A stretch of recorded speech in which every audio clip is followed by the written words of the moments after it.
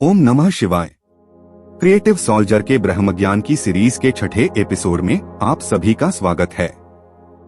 इस एपिसोड में हम ज्ञान मार्ग या ज्ञान योग को बारीकी से समझने का प्रयास करेंगे। वीडियो शुरू करने से पहले अगर आप चैनल पर पहली बार आए हैं तो सनातन धर्म से जुड़े ऐसे ज्ञान वर्धक वीडियो देखने के लिए चैनल को जरूर सब्सक्राइब करें एवं बेल आइकॉन हिट करें और सनातन धर्म का प्रचार करने में मेरी सहायता करें। ओम नमः शिवाय। वेदांत में ज्ञान मार्ग या ज्ञान योग को सबसे महत्वपूर्ण और सबसे कठिन बताया गया है। ज्ञान एक संस्कृत शब्द है जो संस्कृत मूल ज्ञा से लिया गया है और जिसका अर्थ होता है जानना। योग शब्द को संस्कृत मूल यज से लिया गया है और जिसका शाब्दिक अर्थ होता है जोड़ना या एक करना। जीवात्मा को परमात्मा से एक करना और मनुष्य को मुक्त करना। सनातन धर्म में परमात्मा की प्राप्ति के लिए 3 मार्ग बताए गए हैं। तीनों मार्ग का लक्ष्य है स्वाधीनता या मुक्ति। मुक्ति लेकिन किससे? मुक्ति इस संसार के दुखों से और हमारी स्वयं की कमियों से, क्योंकि दुख का कारण है गुलामी या बंधन और हमारे इस बंधन का कारण हम स्वयं हैं। जब सिद्धार्थ गौतम आत्मज्ञान प्राप्त करके महात्मा बुद्ध बने थे तो जो पहली शिक्षा उन्होंने दी थी, जिसे आर्य सत्य या नोबल ट्रूथ कहा गया है, वो ये था कि दुनिया कष्ट में है। इस संसार में केवल दुख है और यही वास्तविकता है, क्योंकि अगर आपने थोड़ी भी दुनिया देखी होगी तो कहीं ना कहीं आपको इस बात का एहसास हो ही गया होगा। मनुष्य जीवन दुखों से भरा पड़ा है और इसका कारण है हमारी अनंत इच्छाएं। क्योंकि जब हमारे पास कोई इच्छा होती है लेकिन उसे पूरा करने का साधन या सामर्थ्य नहीं होता तो हमें दुख होता है। और हमारी इच्छाओं का कारण हम खुद है, इसीलिए मनुष्य स्वयं ही उसके सारे दुखों का कारण भी है। इच्छाओं की तुलना हम एक ऐसी आग से कर सकते हैं जो हमेशा जलती रहती है और जो हमें उत्तेजित करती रहती है। जब हम किसी चीज की लालसा या इच्छा करते हैं और जब हमें वह इच्छित वस्तु मिल जाती है तो वही इच्छा प्रसन्नता या सुखद अनुभूति का रूप ले लेती है। लेकिन जब हमें वह इच्छित वस्तु नहीं मिलती तो हमें दुख और क्रोध महसूस होता है। क्यों? क्योंकि कामना की आग अभी तक बुझी नहीं है और हमें अंदर ही अंदर जला रही है। यही हमारे सांसारिक जीवन का कड़वा सत्य है कि अगर आप किसी चीज के लिए तरस रहे हैं और आप उसे प्राप्त नहीं कर सकते हैं तो कोई आपको खुश नहीं कर सकता है। अब अगर हमारी इच्छाएं पूरी हो भी जाए तो भी क्या आपको लगता है कि कामना की आग बुझ जाएगी? नहीं बुझेगी, क्योंकि वो तो बस आग में घी डालने जैसा होगा। जिस तरह आग में घी डालने से आग कभी नहीं बुझती बल्कि अधिक भड़क उठती है, उसी तरह इच्छित वस्तु की प्राप्ति के बावजूद भी इच्छाओं का अंत नहीं होता बल्कि और अधिक इच्छाएं उत्पन्न होने लगती है। यही वो कटु सत्य है जिसे सामान्य मनुष्य नहीं समझ पाते।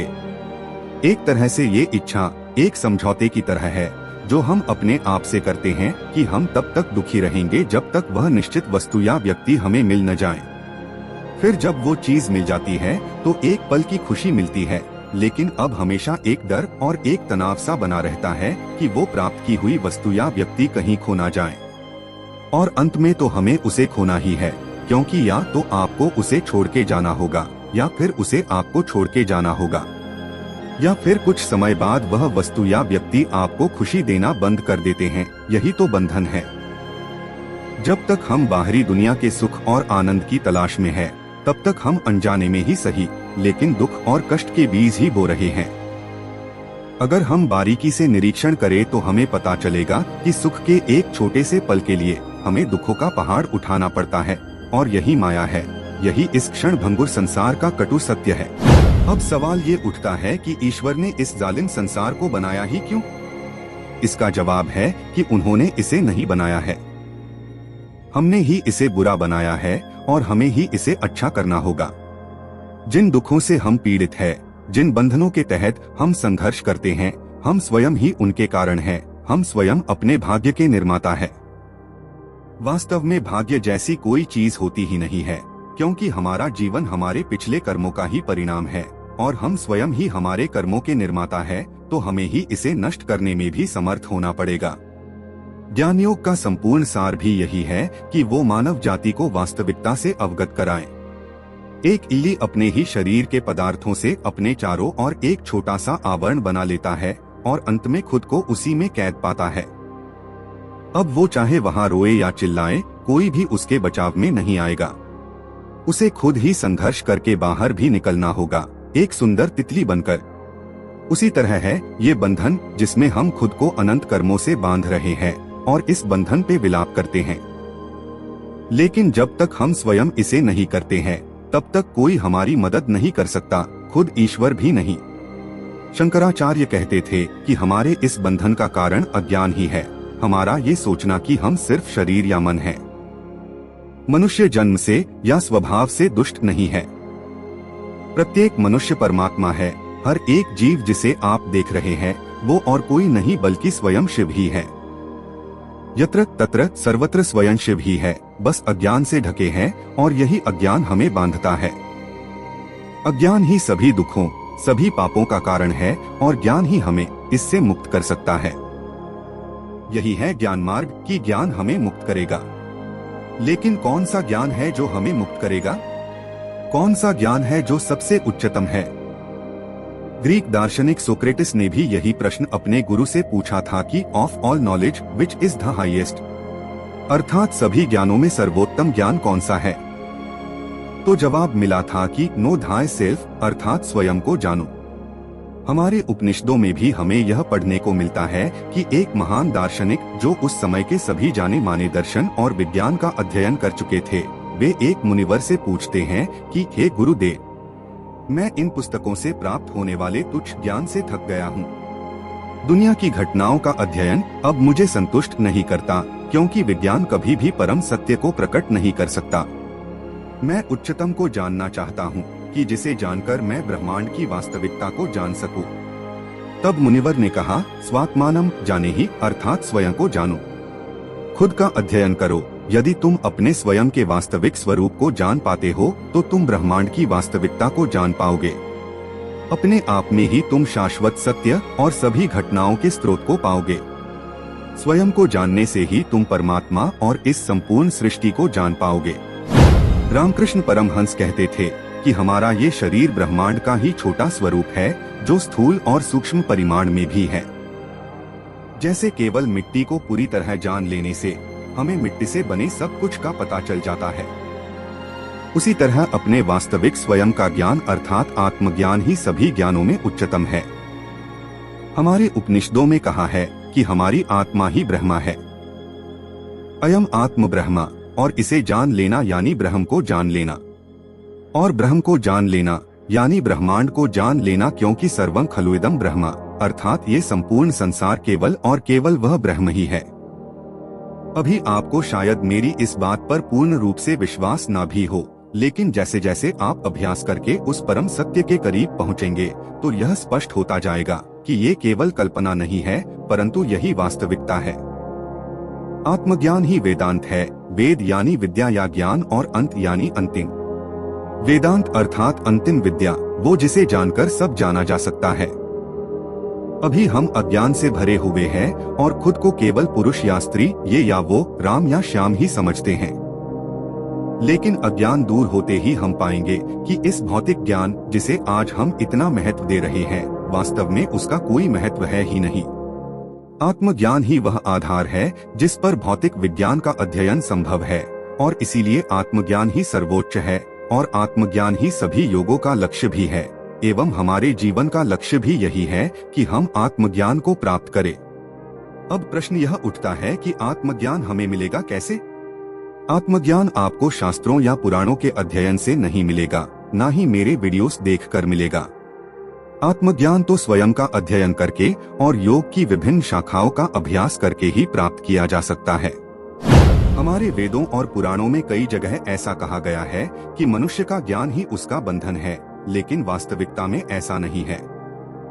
यहाँ जो ज्ञान बंधन है वो भौतिक जगत के ज्ञान को दर्शाता है, जिसे सामान्य लोग ज्ञान समझते हैं, अर्थात वो ज्ञान जो हमें शास्त्रों के अध्ययन से मिलता है। लेकिन वास्तव में ज्ञान का मतलब हमारे उपनिषदों में लिखा है, ब्रह्मैव वित् ब्रह्मैव भवति, अर्थात जो ब्रह्म को जान लेता है वो ब्रह्मा बन जाता है। इसलिए निश्चित रूप से इसे जानना इतना सरल तो नहीं होगा, क्योंकि ब्रह्म ज्ञान को शब्दों में समझाया नहीं जा सकता। ब्रह्म ज्ञान तो केवल प्रत्यक्ष प्रमाण से ही प्राप्त किया जा सकता है।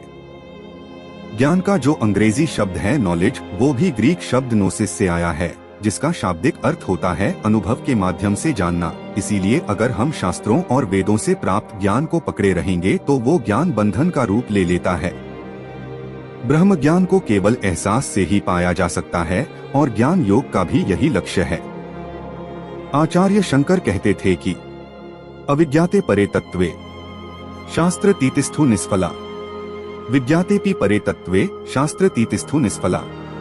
अर्थात जब तक आप परम सत्य से अज्ञात है तब तक शास्त्रों का अध्ययन बेकार है, और एक बार जब परम सत्य का अनुभव कर लिया जाए तो शास्त्रों का अध्ययन पहले जितना ही बेकार हो जाता है।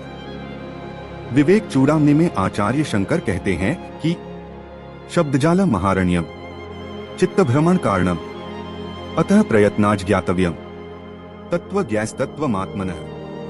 अर्थात अनेक शब्दों से युक्त शास्त्र आदि एक घने जंगल की तरह है जो हमारे मन को भटकाने का काम करते हैं। इसलिए एक ज्ञानी को उस पर ध्यान न देकर आत्मा के वास्तविक स्वरूप को जानने में पूरी लगन से लग जाना चाहिए। गरुड़ पुराण में स्पष्ट कहा गया है कि हे अविनाथ के पुत्र, कोई केवल वेदों या शास्त्रों को पढ़कर मुक्ति प्राप्त नहीं कर सकता, क्योंकि सांसारिक प्रसंगों से उत्पन्न हुए मोह को नष्ट करने में शास्त्रों का ज्ञान सक्षम नहीं है। जिस प्रकार एक चम्मच कभी भी भोजन का स्वाद नहीं चख पाती, उसी प्रकार मनुष्य वेदों का अध्ययन तो करते हैं लेकिन वे परम सत्य का एहसास नहीं कर पाते हैं। मोक्ष तो केवल अनुभव से ही पाया जा सकता है। रामकृष्ण परमहंस भी यही कहते थे कि शास्त्रों के अध्ययन से ईश्वर को समझना असंभव है, क्योंकि ये अनुभूति किताबी ज्ञान से बहुत अलग है। शास्त्र और विज्ञान आदि ईश्वर प्राप्ति के बाद व्यर्थ ही प्रतीत होते हैं। शंकराचार्य ने तो ये निश्चित कर दिया है कि न गच्छति विना बाणम व्याधिरौषध शब्दतः विना परोक्षानुभव ब्रह्म शब्दैर मुच्यते।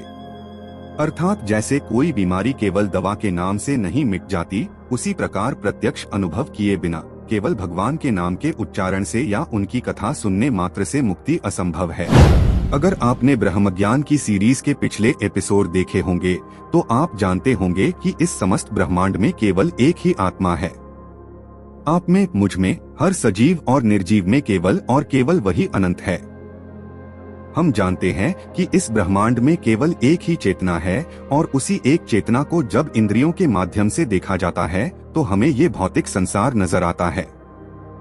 उसी चेतना को जब मन के द्वारा देखा जाता है तो हमें लगता है कि ये संसार विचारों से मिलकर बना है, और जब उसी चेतना को उसके वास्तविक स्वरूप में देखा जाता है तो हमें केवल वह एक अनंत सदाशिव नजर आते हैं, और यही अद्वैत वेदांत का पूरा सार है।